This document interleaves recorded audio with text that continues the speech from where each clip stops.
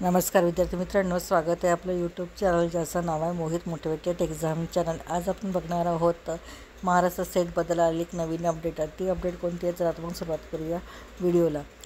सुरुवातीला व्हिडिओ आवडल्यास व्हिडिओला लाईक करा, कमेंट्स करा, जास्तीत जास्त व्हिडिओ शेअर करा जेणेकरून इतर विद्यार्थ्यांना देखील व्हिडिओचा फायदा होईल आणि त्याचबरोबर चॅनलला सबस्क्राईब करायला देखील विसरू नका।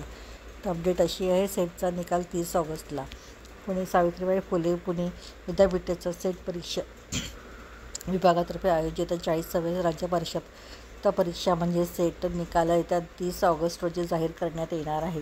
परीक्षा होऊन 2 महिने झाले तरी निकालाबाबत काहीच स्पष्टता नसल्याने राज्यभरातील हजारो उमेदवारांमध्ये अस्वस्थता निर्माण झाली होती। आता विद्यापीठाने निकालाची तारीख जाहीर केल्यामुळे उमेदवारांना दिलासा मिळाला आहे। विद्यापीठाच्या सेट विभागाने प्रसिद्धीपत्रकाद्वारे ही माहिती दिली।